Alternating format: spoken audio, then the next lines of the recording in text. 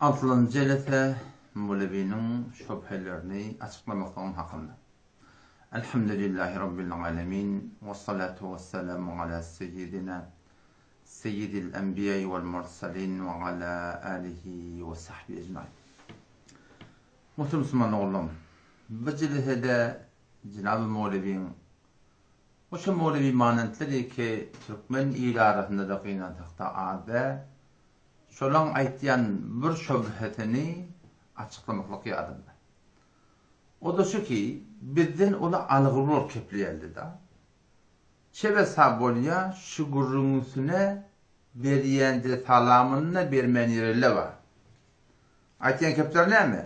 Ama Allah'ın diye. Siz ne mi deyip diye milleti Kur'an-ı sünnete ola çağırmani, Kur'an'a ola olmalı, sünnete ola olmalı yerine adamlara siz gelin ehl-i sünnet vel cemaat 4 mezhebe uğra olun diye bakıyorsunuz diye.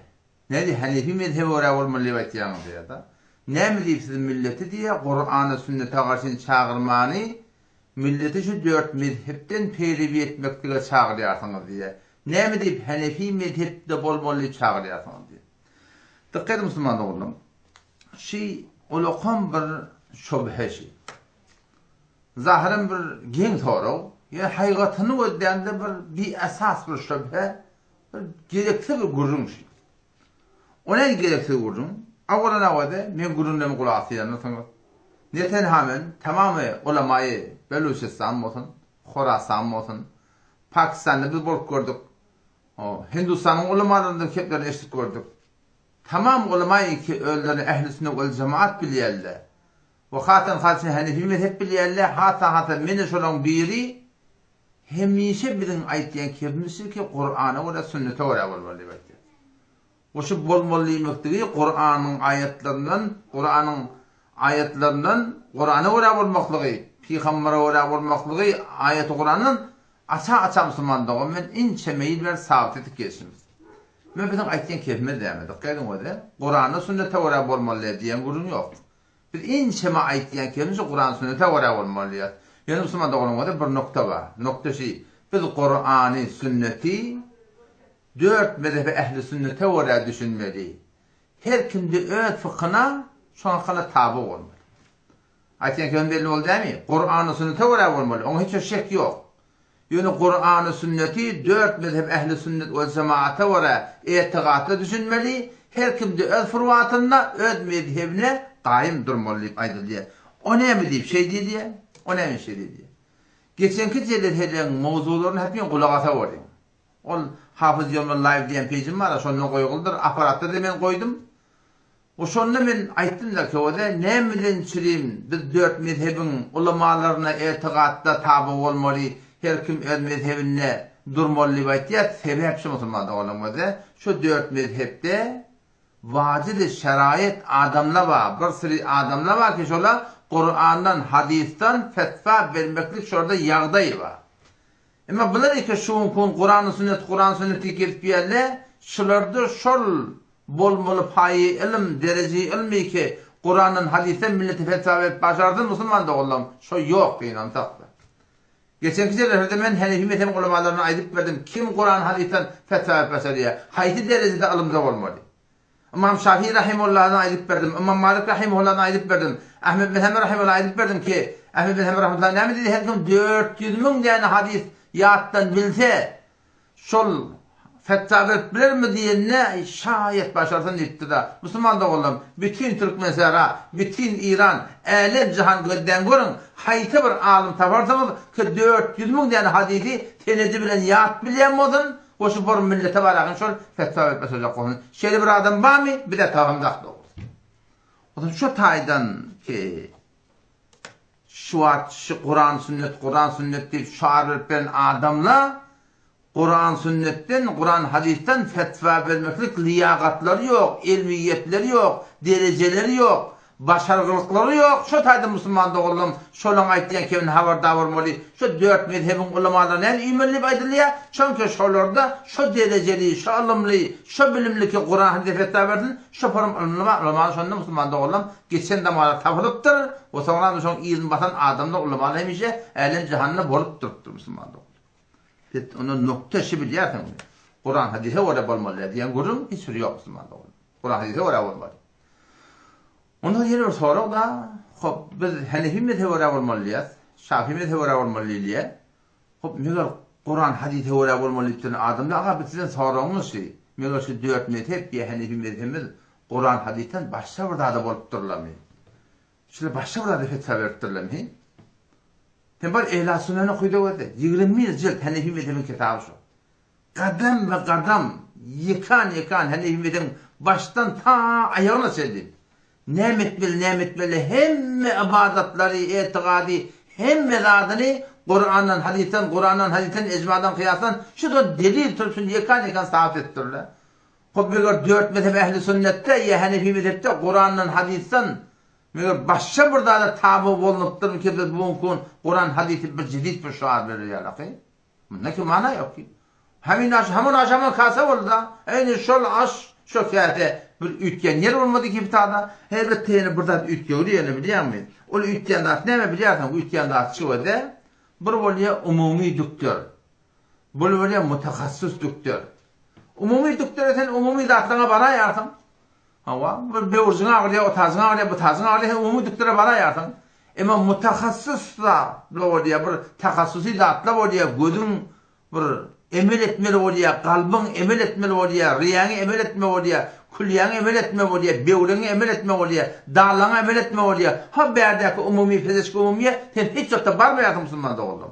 Bir kişi mutakassısa var yardım. Mutakassısın içinden taylak, şun tesip var yardım değil mi Müslüman'da oldum? Aynı suratında, diyanette de şeyde, ki vakti Kur'an'ın hadisten bir hüküm çıkarıp kime anam etmeli? Şun mutakassısıyla var. Muhammed'in rahmetullahi aleyh, şun şagirtleri, ormatarları, arka edip Müslüman'da oldum. Şunları anam etmeli. Şunları anam etmeli. Ne var ya? Başa geldiğim bir ulukan bir bela başladı.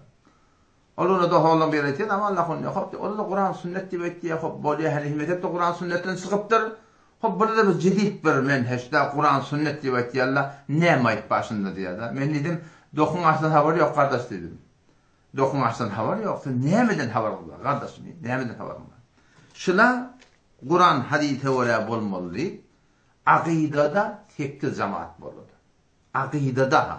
Biz o 4 mezhep ehli sünnet şol anladan Eş'ari Maturidi rukayettir. Hem bir akide, bir iman. Bunlar da furuatta fark etti ama cüdagan ayrıtı meselesi var. Ama bana akide de tekki cemaat buldu Müslümanlar. İnşallah postunu koyup vereyim. Tekki cemaat buldu. O zaman Kur'an sünnete oraya bulmalı. Kur'an akidanı ki değiştirdiler ki. Başka anladan ne mi kaldı? Anladan ne mi kaldı? Eğer müngelen kılsan ibadet, müngelen ibadet etsem var ahin, eğer akidan doğru olmasa Müslüman da olmam. İbadetten peyda yok yani. Dokun açsın havar yok diyorlar. Kur'an sünnet değil, umumi adamlar geldi orta, takassuslar bolmani, mutakassisiyle fetva bolmani ölme dediğimde ha. Hol Muhammed'in rahmetullahi aleyh şagirtleri biraz takassus fıkh Hanefi okuyorsun, fiilav devleti bir de mufti diyorlar. Muftisilik azıcık Muhammed'in rahmetullahi aleyh şunun şagirtlerinin ki, şunun ormatalarının Müslüman da oldu. Peki öyle Kur'an hadis bilen gelip ne ettiler? Akide ehli sünnette ölleri tekki cemaat buldular. Ki birbirini kabul edin aklı Müslüman da oldu. O şey doğrusunda ehli sünnet ve cemaatle kabul edin aklı. 4 mezhep var aşağıda. Kur'an, hadis, Kur'an insan kabul edin aklı. Arada doğru bir ama Allah'ın diye sen diye tohim kavuşsa var, teleketse var diye bekleyen diye da. Ahunun kavuşsa var, teleketse var, karin kavuşsa var, teleketse var. Ulan sen niye şun hemen aytyan sen niye da o sen selefi meniyet verilen de kavuşu da var, teleketse var deyip ayda kadar sen niye da. Ben aydayın dedim, bir şart bilen dedim. Ne mi dedi? Şimdi bütün ben selefi deyip verirlerden öyle. Sen birçi alamın aydan sözün getir hava Eş'ari Maturidi 4 mezhep ehli sünnetin akidesi 1400'den ilaki ümmet-i sallallahu geçiptir. Şu ümmet sallallahu ümmet bil kayıttır. Hem işi Eş'ari Maturidi akide ol kaydıptırlar. Sen dedim bir konuşulan tak ki Eş'ari Maturidi'nin berhak bilyen olun dedim. Şu Mevlevi'den de bardan var. Allah'ın sonra. Şu Mevlevi'den de bardan sonra. Şu bizim Türk meselada. 54. yıl Türk meselada. Şu çın Vehhabi'yle ve Türk meselada şimdi hep kelek edip verirler. Şimdi öyle selefi deyip verirler. Şurada gelirler kitap sabittiler. Kitap pahş ettiler 54. yılda. O şonna meňne story goýun inşallah taala. Şonna kul ehli sünnetin aqidasyny kabul edene. Eş'ari Maturidi kul ehli sünnetten bilene. Ne kadar ha ihtilaflar var ehli sünnet bilen. Adam şu daýdy musulman dogullum, tödün gıýtgat şu wede. Biz hem Kur'an'a göre sünnete göre bolmalydyk. Onun hiç bir şek yok. Musulmanyň ýany şondan göňde delil yok. Ýöne biz Kur'an sünneti şu mutahassisine fenma şu diyanatda bir derejeli ilmli adamlar ol geçipdir, halka gaýdypdyr. Biz şu dört mezhebine we cemaatyň aqidasyna göre we furuaty Hanefi mezhebi göre bolmaly diýip musulman dogullum. Olam taýdatda başga bir şey şubahatlar bar ki hop dört mezhep formarahim berhak bolýar, da hoş dört mezhepde men gereğim aljakda. Bu da bir şöphem bir bilýärmi? Dört mezhep berhak bolýar, barahim hop tenne haýtyna gelen ajakdan alamallar. İnşallah o şöpherlerden jogap bererim. Biz şu düzenli gurumun näme bolýar? Biz hem Kur'an sünneti töwre bolmalyar. Ýöne Kur'an sünneti şol mutahassislara göre düşünmeli diýip aýdylýar. Her kese nakas gelipdir. Ha, bilanesbet gel Kur'an sünnet şuar bilen aqide ehli o cemaatda 8 cemaat öder bol, birbirini kabul etmeli. Ehli sünnet 4 mezhebi kullen kabul etmeli. Berde diýerler ki kabul etýär. Allaýalan haýgatda ol barda şol hayatul kulub diýen kitaby okuýdylar musulman dogullum. Story goýaýyn kullen kabul edin akla. Yalandan Hanefi donu giyip milleti musulman dogullum Allah ketýärler. Anlatmak goýdy. Şu mezhebi Hanefi 4 mezhep ehli sünnet we cemaat aqidada furuatly Hanefi mezhep bile bolar. Näme diýip? Şonky ýankydan öwrä batýan kimi. Mutahassisin fenma. Men faqat aýdyp berýän, maňa bir şeýle bir derejeli alim hadim men. Men faqat aýdyp berýän ýerlerde fetwa berýänler. Allah tümüce tawfik bersin. Eger şertlik bilen gitsek şu don bilen, şertlik helle bilen musulman bize allamarla we allatmaz inşallah taala. Emma ýok Kur'an sünnet şuar bilen her kimi anlamakçak bolsam musulman dogullum. Adam allaýanlar we Allah durlar. Kenara kim şu mowlevin eden iş näme bol? Evvelki merhelede geldi dinan nafasın hakkında bir fetva verdi. Ki 4 mezhep kullen ýoklar, o peýgamberin lanatyny hededen başına getirip toplanan storatynda ummata ola hamur gomrahyga gaşynar. Assalamu aleykum we rahmetullahi we berekatuh.